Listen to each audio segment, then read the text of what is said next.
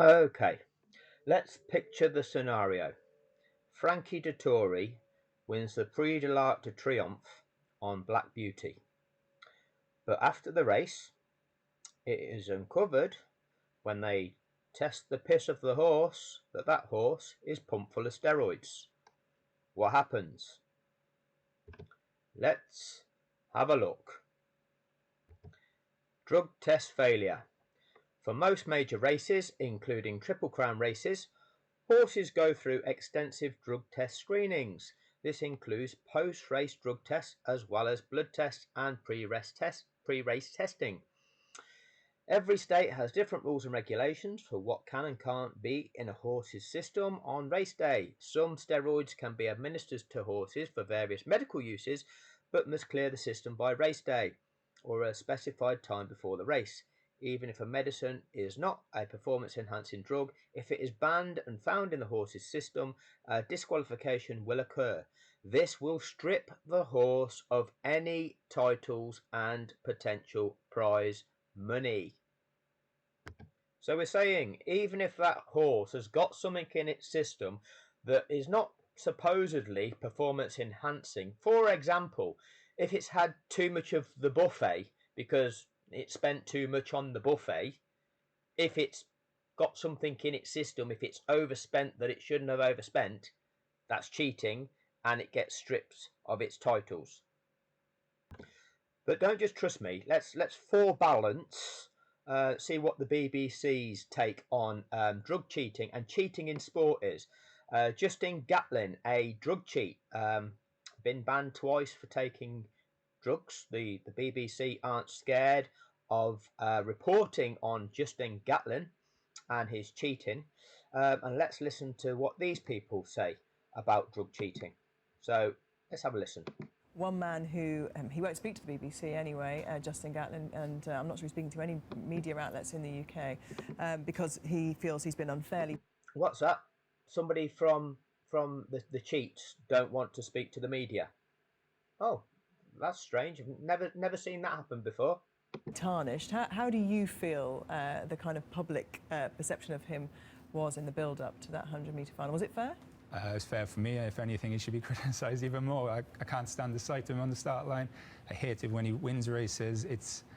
He's everything that athletics is not about. And sadly, when I've been in America watching him race, the commentators will describe his performance as the man who's coming back from redemption. Look at him and his great comeback. Whereas it's not against adversity. It's his own doing that's led him to that point. And yeah, I think he should obviously have been punished more. And coming back to that, obviously the 100 a couple of days ago, Bolt, everyone was cheering for Bolt. I think 99% of the world were cheering for Bolt. But the question is, would there be more done in terms of dealing with doping and cheats if Gatlin had won that final? If he had crossed the line first, what would the headlines have read the next day? Would that have given him more impetus to make more difference and to solve problems? I don't know about you, but I think that Seb Coe is intelligent enough to realise that that is merely a tiny plaster over the cracks. I mean, this is... It may have given a feel-good factor that day and gave the best headlines for him, but he knows it's not solved any problems. That's been my point from the very beginning. But I think the issue, though, papering over the cracks, Gabby, is that Seb just came into power. The previous administration, so to speak, of the International Track and Field Federation probably would have said, if Justin, given the fact that Bolt won, would have said, oh, all is right with the world. We don't have a problem. See, we have prevailed. Just Usain Bolt has saved our sport. And that's not true. And I think that's what we're all used to. And that's what Seb has to be careful that we don't just promote the positive things that are happening in the sport and just put this sort of, sugarcoat it and put this, Yeah, let's not just sugarcoat the sport of Formula One. Let's actually dig deep to the root of the problems here. Really nice, clean face on it and say that, oh, by the way, the stands are full in Beijing. Well, that's not the issue. The issue is what public perception back at home here in the U.S., here in the U.K., back home in the U.S. as well. Public perception is that I don't want to watch track and field anymore. I don't want to watch athletics anymore. I don't believe what I see. It's going the same route as I don't believe what I see. I can't trust the sport's governing body. I can't trust the sport. As cycling. So we have to deal with that. Well, in the next 12 months, there have to be some tangible changes because Gatlin can win the Olympics, and he's in the kind of shape this year that he's not going to suddenly go away, is he, in the next 12 months? He's not going to walk away from this Worlds and go, I've done what I set out to do. So the problem's still going to be there. Look, Gatlin is not the problem. That is the issue. But the public image is the problem. No, but that is still not the problem even, and the public has to understand that Gatlin will go away one day. He will be gone. He will be older. He will be out of the sport. That doesn't mean that people aren't still going to cheat. It doesn't mean that we're still going to ban people and they're going to have the opportunity to come back into the sport, and they may come back into the sport running really, really fast. This could happen again. We can't get caught up, and we have to educate the public that Gatlin is not the problem. He's just what we're using right now, and it's a great story, but it's not about Gatlin. It is about the fact that how many people were in that final of the 100 meters who had tested positive before? Yeah. Half. So that's a problem with the sport. It's a problem when cheats deprive people that are competing validly of their valid accomplishment. That tarnishes the entire nature of sport. But going back to our example of the Prix de l'Arc de Triomphe winner, Black Beauty, if that horse had taken steroids and they banned that horse, if they disqualified him from that event, who would be saying, oh, Black Beauty did nothing wrong, Frankie Dettori did nothing wrong, you can't strip the title from Frankie Dettori, he did nothing wrong? Who would be saying that? Who would be saying that? It's not straightforward. I know an awful lot of things that were going on around and about it, and it is super uncomfortable for Formula One, but you can't unravel the result. Red Bull did nothing wrong. Ferrari did nothing wrong in third place, for example. You can't penalise them because they did nothing wrong. The FIA can only penalise themselves. They got it wrong on the day. Marco Masi got it wrong. Due to, I think, a lot of circumstances. Those circumstances that included F1 TV projecting a narrative, you lying about the rules of the sport, Michael Masi and 10 people in race control breaking the rules of the sport, 4 FIA stewards confirming those rule breaks, siding with Red Bull that were allowed into that steward's appeal, presenting a corrupt argument, arguing that the rules were different even though they'd spent 10 years competing under those rules without complaining about them rules or suggesting that them rules weren't the rules. But just like the BBC were open and honest about dealing with cheating in athletics, we've got the BBC's Andrew Benson that will tell us about cheating in Formula One. And the fact that the Red Bull competitors have a mountain to climb because Red Bull cheated in 2021 because they overspent, giving them lasting performance advantages. So not only should they be disqualified from the 2021 season for that infringement, they should be disqualified for the following 2 seasons at least, so that they don't get to benefit from them lasting performance advantages.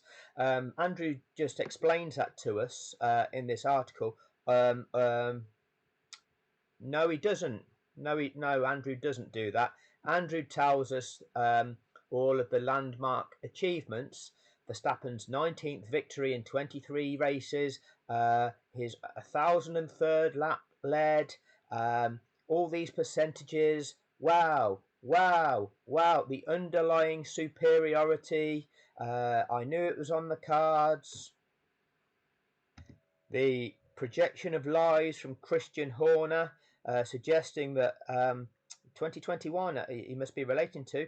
If you remember, that was their most dominant year ever, and yet we were still able to beat them in 2021, he said. Horner's saying that 2021 was a Mercedes-dominated year. We'll go back to that, and Red Bull had the better car that year. But you want to gaslight and project something else, and Andrew Benson provides the platform for that. Bitter-sweet success. Next year a clean slate. So next year's a clean slate. All of the doping is out of the system, and Red Bull can now compete as a clean athlete with no longer lasting benefits of doping, of cheating, of gaining these advantages through breaching the rules, through spending more than their competitors to get extra development, to develop their car beyond their competitors because they spent the budget in doing so. That must have been a nice buffet. So the BBC, they don't expose the corruption going on in Formula One. They don't expose the fact that all of these results we're now seeing are off the back of effectively drug cheating, doping. Okay, not doing that. But what they are doing is posting things like this about Sir Lewis Hamilton. No wins in 2022, no wins in 2023. Putting out the sort of material that they know is going to result in the trolling of Sir Lewis Hamilton, that has received so far, well, earlier today, the like count was 6.2 thousand likes, and that's probably far greater than that now. This is what the BBC has done. This is what Andrew Benson has done. This is what Sky Sports F1 has done. The simple fact is, if you cheat in sport, you get disqualified. You get stripped of your titles. Red Bull cheated in 2021 by breaching the cost cap. That produced a performance advantage. If you overspend, if you spend more than your competitors, it enables you to gain advantages. That is the entire purpose of restricting a budget, to prevent the more wealthy teams spending more money, making their cars faster than the less wealthy teams, hence the budget. Red Bull breached that. They were not disqualified. They were allowed to continue competing. They are still continue to be competing with those lasting performance advantages. And yet Andrew Benson wants to tell you how incredible that is. Thank you for that, Andrew Benson. Who pays your wages? Who pays your wages?